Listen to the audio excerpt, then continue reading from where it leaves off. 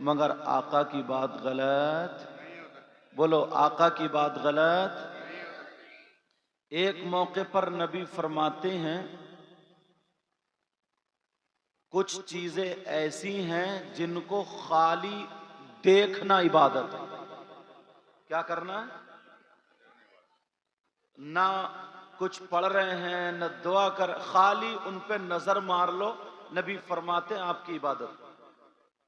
خمس من العبادہ قلت الطعام والقعود فی المسجد والنظر الی الکعبہ، کعبے کو دیکھنا عبادت، والنظر الی المصحف، قرآن پاک کو دیکھنا عبادت، والنظر الی العالم، عالم کا دیکھنا عبادت۔ تو یہ وہ علماء ہیں جن کے بارے میں آقا علیہ الصلوۃ والسلام نے خود فرمایا کتنا ہی بڑا مالدار ہو، کتنے ہی پیسے والا ہو، اگر فضیلت والوں کو ڈھونڈنا ہے، تلاشنا ہے، تو نبی فرماتے ہیں من تعلم القرآن وعلم، خیرکم کا اس سے پہلے لفظ ہے، سمجھ رہے؟ خیرکم من تعلم القرآن وعلم، تم میں سب سے بہتر وہ ہے جو قرآن پڑھے، پڑھائے، سیکھے اور سکھائے، تم میں سب سے بہتر۔ اللہ کے رسول صلی اللہ تعالی علیہ وسلم نے عالم اور طالب علم یعنی پڑھنے اور پڑھانے والے کے دونوں کے بارے میں ارشاد فرمایا اگر پڑھنے اور پڑھانے والا کسی بستی سے گزرے برابر میں قبرستان ہو اور وہ گزر جائے، خالی ٹہلتا ہوا گزر جائے، تو نبی فرماتے ہیں اس قبرستان کے مردوں سے اللہ تعالیٰ 40 دن کے لیے عذاب اٹھا لیتا ہے۔ کتنے دن کے لیے بولو؟ 40 دن کے لیے۔ اب یہ علماء ہوئے، اب اپنے پاس کیا ہے ذرا وہ دیکھنا ہے، اپنے پاس کیا ہے۔ میں نے اسی اعتبار سے قرآن کی آیت پڑھی ہے۔ ہر انسان، میں کسی کی تعریف کر دوں آپ میری تعریف کر دیں، ہو سکتا کوئی لالچ ہو، مگر ہر انسان اپنے آپ کو ایک مرتبہ شریعت مصطفیٰ کے آئینے میں جا کر کے دیکھے، پھر دیکھے ہم کس راستے پر ہیں، ہم کہاں پر ہیں، ہمارا معاملہ کیا ہے۔ پورے مجمع سے ایک بات پوچھتا ہوں، تمہارے یہاں پیپل سانے میں اگر کوئی شخص ایسا ہو جس پہ 24 گھنٹے میں ایک مرتبہ اللہ کی لعنت پڑ جائے، کیا پڑ جائے بولو؟ اللہ کی لعنت، تو کیا وہ کامیاب ہو سکتا ہے؟ نہیں ہو سکتا۔ اور اگر جس پہ 5 مرتبہ پڑ جائے تو وہ بھی کامیاب ہے، اور اگر جس پہ 10 مرتبہ پڑ جائے تو، اور اگر جس پہ 50 مرتبہ پڑ جائے تو اس کا عالم کیا ہوگا؟ مگر آج میں جلسوں میں جاتا ہوں، دیکھتا ہوں لوگ نعرے بھی لگاتے ہیں، لوگ کھڑے ہو کر کے استقبال بھی کرتے ہیں، لوگ اپنے آپ کو نبی کا غلام اظہار بھی کرتے ہیں، مگر لوگ زیادہ تر ایسے ہیں جن پہ اللہ کی لعنت پڑ رہی ہے۔ آپ کہیں گے کون؟ اور اب آپ لوگوں میں نہیں، مولانا لوگوں میں بھی ہو گئے۔ آپ کہیں گے کون ہے جن پہ اللہ کی لعنت پڑ رہی ہے؟ اور میں کوئی ایسی بات نہیں کہوں گا، کسی مولانا کی بات کہوں، ان کی بات کہوں، ان کی نہیں، جو بات کہوں گا اس کا آخری حصہ یا تو قرآن پہ لا کے ٹیکوں گا یا حدیث شریف پہ، تاکہ بات بالکل پکی ہو، بات ایک دم بالکل پختہ ہو، سمجھ رہے؟ اب کون ایسا جس پہ اللہ کی لعنت پڑتی ہے، اللہ کی لعنت برستی ہے؟ ڈھونڈو اپنے جلسے میں، تلاشو۔ مولانا لوگوں کو تو معلوم ہے، مگر پھر بھی اب کس سے پوچھنا ہے؟ تمہارے یہاں چیئرمین سے نہیں پوچھنا، تمہارے یہاں امام صاحب سے نہیں پوچھنا، پھر کس سے پوچھنا؟ کون ہے جس پہ اللہ کی لعنت برستی ہے، اللہ کی لعنت پڑتی ہے؟ انسانوں میں، ہم میں، آپ میں کسی کی بات بھی غلط ہو سکتی ہے، مگر ہمیں ان سے نہیں پوچھنا، ہمیں قرآن شریف کی طرف آنا۔ پورا قرآن شریف پڑھو، الحمد سے لے کر ناس تک۔ اب ڈھونڈو کوئی شخص ایسا ملنا جس کے بارے میں یہ کہا ہو کہ اس پہ اللہ کی لعنت، یہ اس پہ اللہ کی لعنت، یہ اس پہ اللہ کی لعنت۔ مگر ہمارے پاس اتنی فرصتی کہاں ہے جو ہم قرآن شریف میں ڈھونڈے؟ 5 منٹ ملتے ہیں تو موبائل لے کے صوفے پہ بیٹھ جاتا ہے، 10 منٹ ملتے ہیں تو موبائل، اب تو موبائل بھی جانماز پہ رکھ رہا، سلام پھیرتے ہی ڈائریکٹ نہ دعا مانگے گا نہ تسبیح، کچھ بھی نہیں، ڈائریکٹ ایک دم ایس ایم ایس دیکھے گا، دیکھے کوئی ایس ایم ایس تو نہیں آیا، کال تو نہیں آئی ہے۔ دن بھر آپ کام کرتے رہو اور مالک سے مزدوری نہیں لو تو تمہارا کام کرنا بیکار گیا۔ بولو گیا نہیں گیا؟ ایسا لگتا ہے ہمیں پیسوں کی ضرورت نہیں ہے، ہمیں نیکیوں کی ضرورت نہیں۔ پہلے لوگ اتنی سنبھال کے بٹوا یا روپیہ پیسہ نہیں رکھتے تھے جتنی سنبھال کے قرآن شریف رکھتے تھے۔ ایک کپڑے میں سی کر کے قرآن شریف سینے پر رکھنے والی ذات کا نام غریب نواز ہے۔ دنیا ہندوستان کا تو بچہ بچہ ہی جانتا، بولو جانتا نہیں جانتا؟ خود فاقے کرے، خود بھوکے رہے، مگر لقب پڑا غریب نواز، غریبوں کو نوازنے والا۔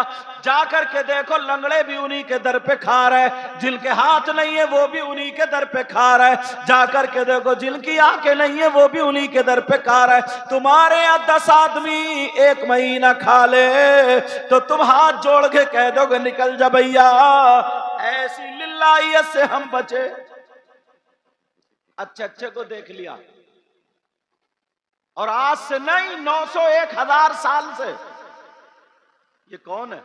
سوکھی روٹی پانی میں بھگو بھگو کر کے کھانے والا، مگر سینے پہ قرآن شریف رہتا تو کپڑے میں سی لیا تھا۔ اب ذرا سنو، میں تمہیں بتا دوں، قرآن شریف پڑھو، قرآن شریف پڑھو۔ ہم میں سے کون ہے جس پہ اللہ کی لعنت برستی ہے؟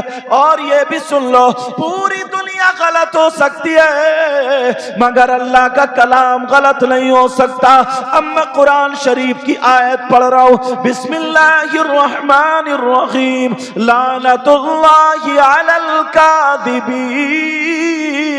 اللہ فرماتا ہے جھوٹوں پر اللہ کی لعنت۔ کس پہ بولو؟ اللہ برکتیں فرمائے، جھوٹوں پر بولو، جھوٹوں پر۔ اب گریبان میں جھانکیو، بعض تو اتنا بڑا بےہودہ یہ کہہ دیتا حضرت اب تو جھوٹ کے بغیر کاروبار چلی کہاں رہا؟ تیرے جہنم کا کاروبار نہیں چل سکتا، لیکن جنت کا کاروبار تو جھوٹ کے بغیر ہی چلتا ہے۔ لوگ بول دیتے نہیں بول دیتے بڑی آسانی سے۔ قرآن غلط ہو سکتا ہے کیا؟ بالکل صاف کلیئر، لعنت اللہ علی الکاذبین۔ تمہیں معمولی بات لگ رہی ہے؟ یہ ہر آدمی اس دور میں 50 مرتبہ جھوٹ بول دیتا ہے، تو اس پہ 50 مرتبہ اللہ کی لعنت پڑتی ہے، اللہ کی لعنت برستی ہے۔ اب مجھے بتاؤ، جس پہ اللہ کی لعنت برسے کیا وہ کامیاب ہو سکتا؟ اور تم ہی نہیں، اب مولانا لوگ بھی بہت جھوٹ بولنے لگے۔ یہ موبائل جو ہے نا، موبائل یہ بڑا جھوٹ بلوا دیتا۔ کہاں ہو حضرت؟ ہے بھوجپور میں تو بتا رہا کہیں اور جگہ، کوئی گاؤں ادھر ہوگا۔ ہے مراد آباد میں تو بتا رہا دورائے پہ۔ یہ سچ ہے کیا؟ یہ بھی جھوٹ ہے۔ یہاں تک کہ ابھی نماز پڑھا کے آیا اور حجرے میں آتے ہی جھوٹ بول لیا۔ یار ذرا سوچو، غور کرو۔ لوگ کہتے ہیں دعائیں قبول نہیں ہو رہی ہیں، دعائیں پہلے اس لائق بنو تو۔ پورب کے علاقے میں ہم نے دیکھا، گئے نا تقریر کرنے، حضرت ممبر رسول، ویسے یہ کہتے ہیں جوتا پہن کے مت آؤ، چپل پہن کے ممبر رسول، اور اتنے گٹکے کھا رہے ہیں، اتنے پان کھا رہے ہیں، اتنی بدبو پھیلا رہے ہیں منہ سے، سمجھے بغیر وضو، اور کیا کیا نہیں ہے۔ ایسے حالات ذرا سوچنے کی بات ہے، غور کرنے۔ اور بعض تو اتنا نیڈر ہو گیا اتنا نیڈر ہوگا اسٹیج پہ بھی موبائل چلاتا ہے, SMS لکھے جا رہے ہیں, آ رہے ہیں اور جا رہے ہیں. صحیح بتا رہا ہوں میں؟ اللہ فرماتا لعنت اللہ علی الکاذبین, جھوٹوں پر اللہ کی لعنت. اب لعنت سے بچنے والا کون ہوگا؟ جو جھوٹ نہیں بولے گا.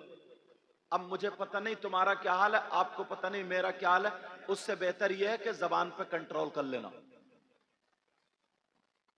کیا کر لینا؟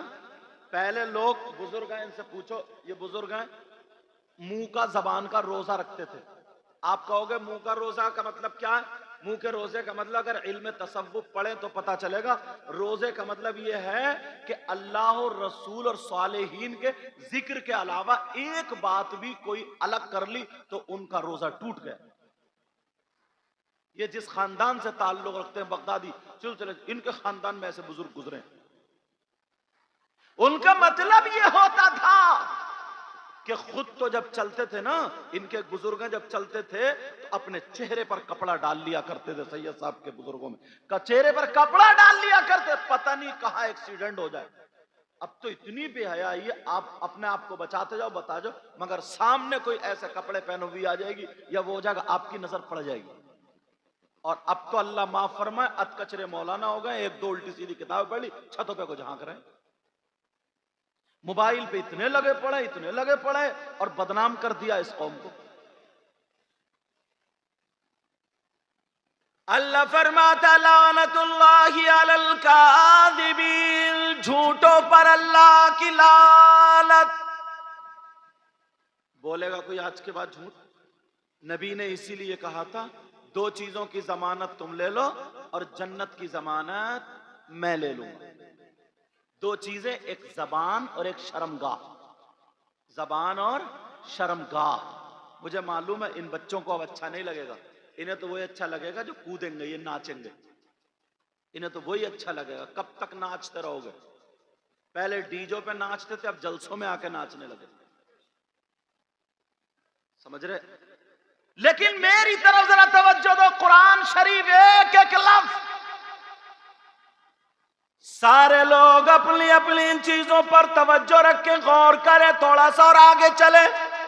یہاں سے لے کر کے یہاں تک اتنا سخت جملہ بولوں گا, اتنا سخت جملہ برداشت کر لینا. اتنے مجمع میں کوئی لڑکا ایسا ہے جو اپنی ماں پہ غلط نظر ڈالتا ہو؟ کوئی بیٹا ایسا ہے جو اپنی ماں کے ساتھ زنا کرتا ہو؟ کوئی بیٹا ایسا ہے جو اپنی ماں کے ساتھ غلط حرکت کرتا ہو؟ نہیں ہوگا نا؟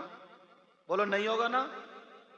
کیسی بات کر رہے ہو آپ؟ ذرا حدیثیں پڑھا کرو, قرآن پڑھا کرو تو پتہ چلے گا.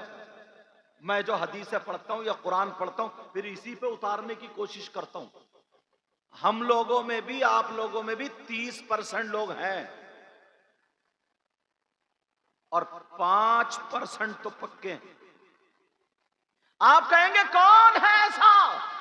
کتنا خراب, کتنا نیچ, کتنا ذلیل, کتنا برا شخص ہوگا جو اپنی ماں پہ غلط نظر ڈالے.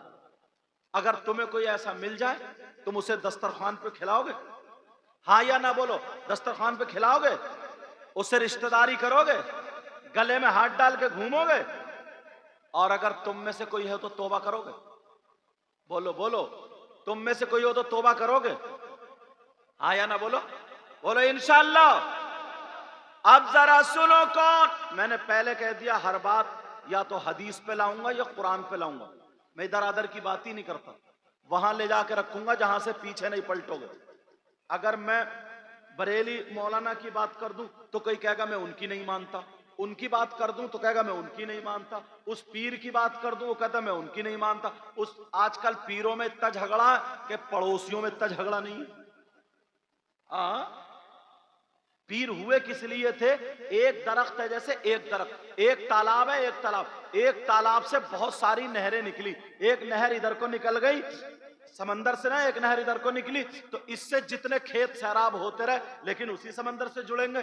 ادھر والے بھی جتنے سیراب ہوتے رہے اسی سمندر سے, ادھر والے بھی, چاہے قادری ہو, چشتی ہو, سمجھے, رضوی ہو, اشرفی ہو, کوئی بھی سلسلہ ہو مگر وہ سلسلہ حق ہو, وہ سب ہمارے ہیں.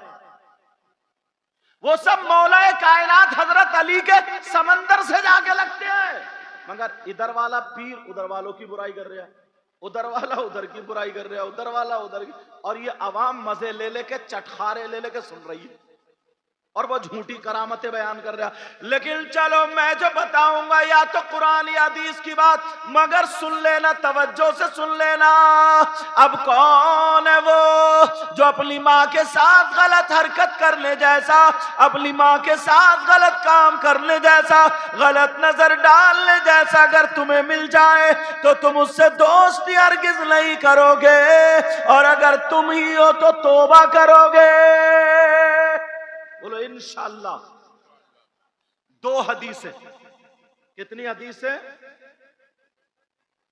صحابہ نے آقا سے پوچھا تھا کیا، لیکن سنو اس سے پہلے تم نے نام سنا ہوگا، توجہ رکھنا، نام سنا ہوگا سود اور بیاس کا، نام سنا نا، سود اور بیاس کا۔ کتنے لوگ کاروبار کر رہے ہیں؟ بہت سارے کرتے ہیں، 5% تو کر ہی رہے مسلمانوں میں۔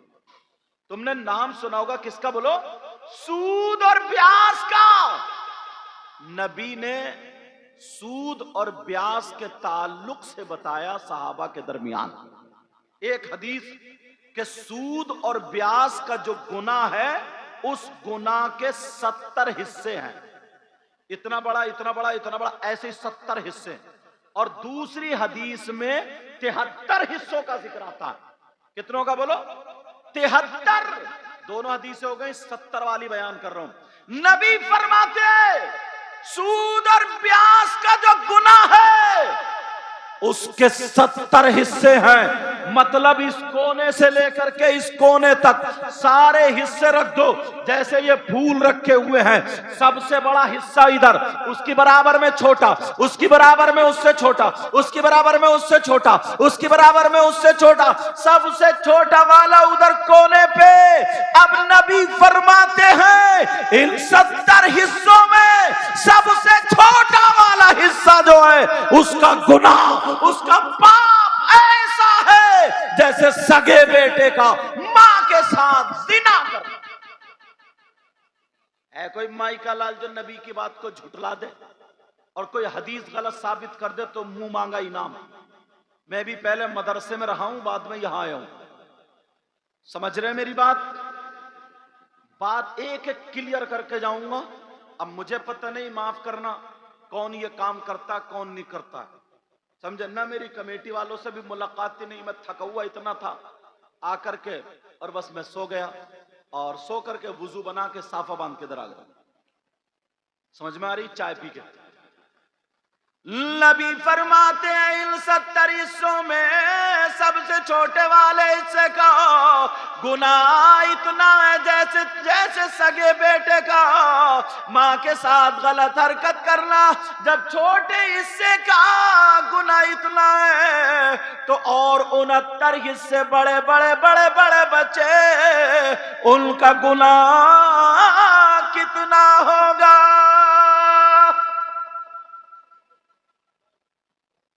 اب بتاؤ، یہیں سے توبہ کرو پھر آگے بڑھوں گا۔ ہاتھ اٹھاؤ، یہ ہاتھ جو ہے نا، جتنے بھی ہمارے آزان اگر ناچنے کے لیے اٹھیں گے نا، بعض مولانا یا بعض شاعر جیسے پاکستان سے نعتیں چلیے نا، وہ نعتیں پڑھتے تو بچے ایسے جھومتے جیسے انہیں مطلب پتہ نہیں ہے، خالی ڈانس کر رہے ہیں، تو یہ ہاتھ بھی تمہارے گواہی دیں گے کہ یہ غلط استعمال ہوا، سمجھ رہے؟ سارے اعضا گواہی دیں گے۔ اب اچھے کام کے لیے ہاتھ اٹھاؤ، توبہ کرنے کے لیے سارے لوگ ہاتھ اٹھاؤ، اور علماء اس لیے اٹھا لیں تاکہ ان کے صدقے میں قبول ہو جائیں۔ بولو یا اللہ آج کے بعد سود اور بیاس کا کام نہیں کریں گے۔ بولو انشاءاللہ، انشاءاللہ، انشاءاللہ۔ رکھ لو رکھ لو۔ اے اللہ، انہوں نے اپنے گناہوں سے توبہ کی، بار الہ مولا ان کی توبہ کو قبول فرما لے اور ان کو اس میں اور پکا فرما دے۔